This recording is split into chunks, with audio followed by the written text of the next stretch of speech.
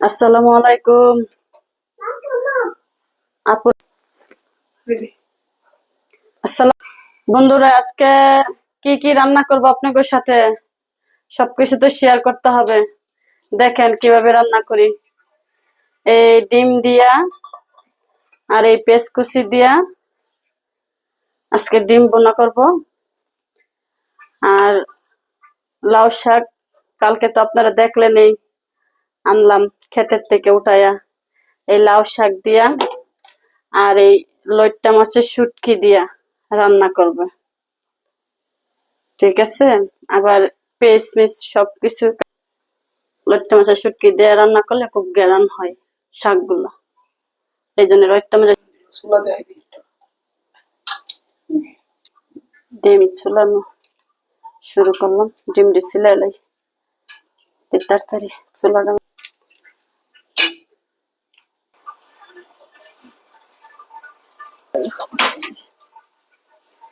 আগুন ধরে দিলাম।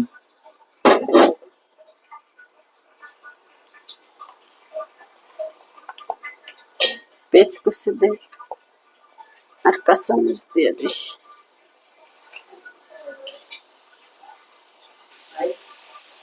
গরম হয়ে গেল কড়াইটা, তেল দিয়ে দিই। পেঁয়াজের সাথে শুটকি গুলো ভাজবো গন্ধ না করে।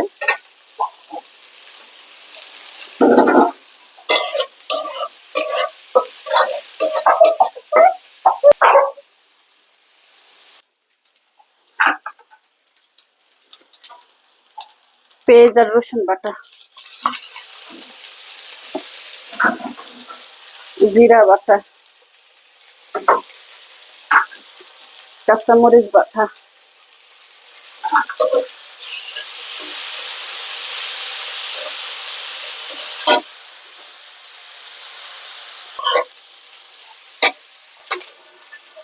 পানি দিয়ে দিই। মশলা কষানো হয়েছে।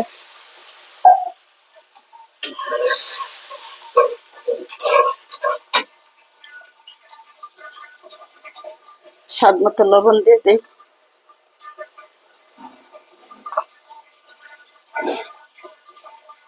হলুদের গুঁড়া,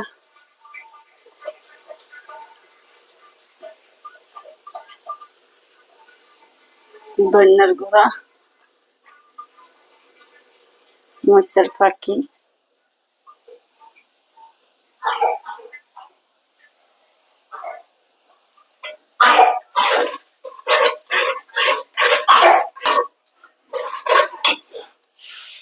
জলটা বাড়াই দিই আর একটু কষুক। মশলা কষানো হয়ে গেল, শাকগুলো দিয়ে দিই।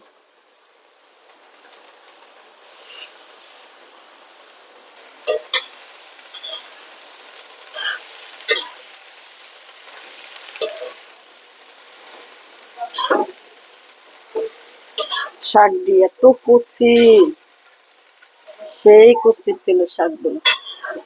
কালকে ক্ষেতের জন্য উঠাইলাম, অনেক কুচি ছিল শাকগুলো। ডাক্কা দিই, ডিম ভুনাটা বসাই দিই। চুলাটা খালি যাইতেছে,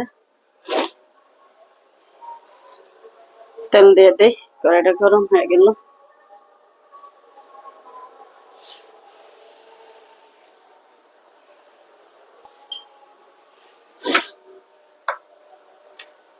হালকা একটু লবণ দিই, একটু হলুদ দিই। ডিমগুলো বাচ্চা লই, বাড়িতে উঠে রাখবো। ডিম ভাজা হয়ে গেল, উঠায় লাই।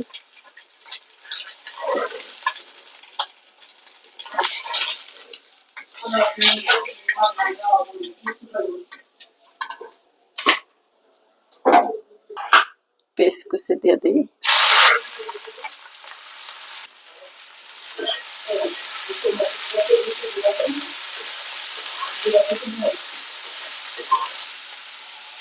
বাড়তে থাকে, পেস্ট কুচিটা হইতে থাকে। পেঁয়াজ ভাজা হয়ে গেছে, মশলা দিয়ে দিই। আগে একটু পানি দিয়ে দেই না পুড়ে মশলাটা।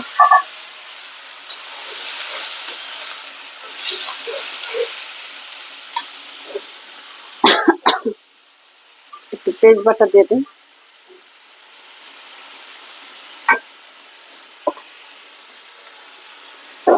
একটু জিরা বাটা দিয়ে দিই,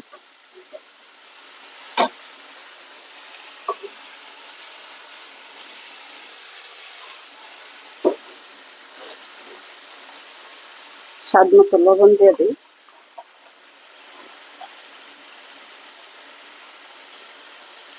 হলুদের পাখি দিয়ে দিই, হালকা ধনিয়া গুঁড়া দিয়ে দিই, অল্প একটু মরিচ দিয়ে দিই। কাঁচামরিচ বেশি দিছি তো বেশি দিব না, অল্প দিব।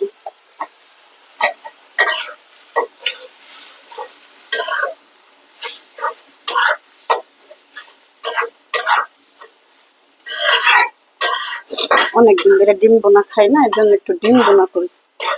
মাঝে মাঝে একটু ডিম বোনা হলে ভালো লাগে খাইতে। ভাবলাম ওরা শাক তরকারিটা কিভাবে খাবো, একটু হালকা 2 পিস ডিম বোনা করে 2 জন মানুষ চলে যাবো। একটু কষক, পরে হালকা একটু ঝোল দিব। শাকের তরকারিটা কি অবস্থা দেখি।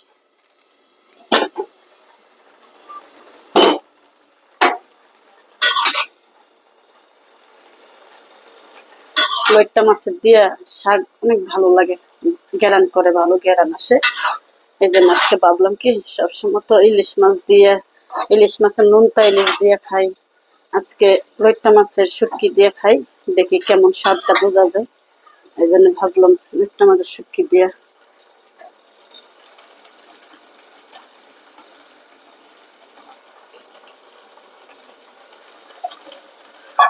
দেখতে দিই, একটু জল দিয়ে দেয়, মশলাটা কষানো হয়ে গেছে। দেখুন কি সুন্দর কালার হচ্ছে, তেল ছেড়ে দিচ্ছে। হালকা একটু জল দিতে হবে।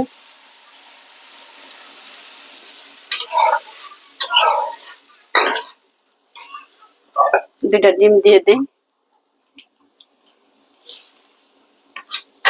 ডিম বোনা করে সবাই পছন্দ করে না, আমি আমার হাজবেন্ডটা অনেক পছন্দ করে, এই জন্য 2টা ডিমই আমরা বোনা করলাম। শাকের তরকারিটার পাশাপাশি ডিম বোনাটা খাবো।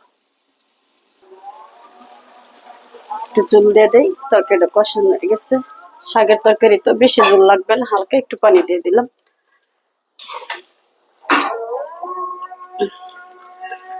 একটু ডাইকা দিই।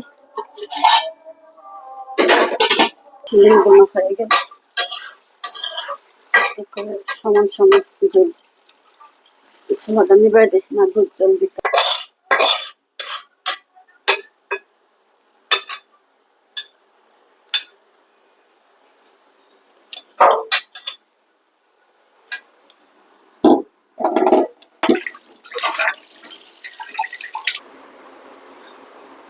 আসসালামু আলাইকুম।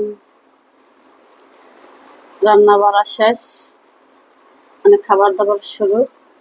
খাবার দাবার খাই দিয়ে কেমন টেস্ট হয়েছে তরকারি গুলা। এই যে ডিম দিয়া পেঁয়াজ দিয়ে বোনা করলাম, শাকের তরকারি ও টমেটো ভর্তা। ডিম বোনাটা আমার খুব পছন্দ, তো এই জন্য আগে ডিম বোনাটাই খাবো।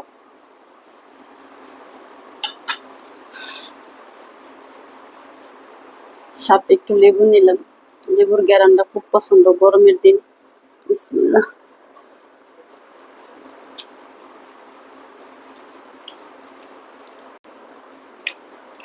ডিম বোনা ভালো মতন করতে পারলে অনেক স্বাদ লাগে। পেঁয়াজ গুলা ভালো মতন ভাজি, মশলা কষায়া অনেক স্বাদ।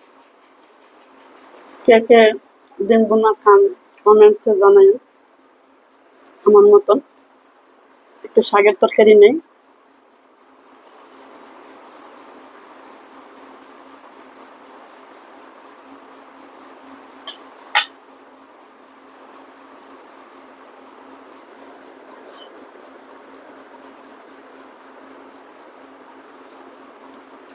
খেতে টাটকা শাক তো স্বাদ অন্যরকম। আর লইট্টা মাছের শুটকির গ্যারান তো আরো। সেই স্বাদ। আবার দেশি আলু দিয়ে রান্না করছি, এই জন্য স্বাদ বেশি লাগতেছে।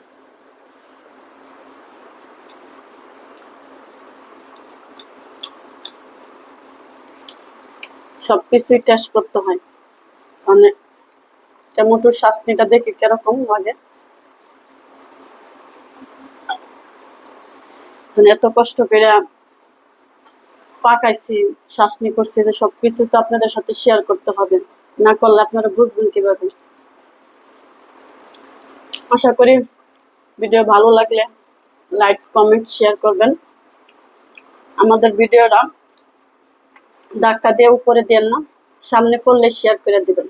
আপনাদের ভিডিও আমরা আসলে ঠিকই লাইক কমেন্ট শেয়ার করে দেই, সাবস্ক্রাইব করে দেই। আর আসসালামু আলাইকুম, সবাই ভালো।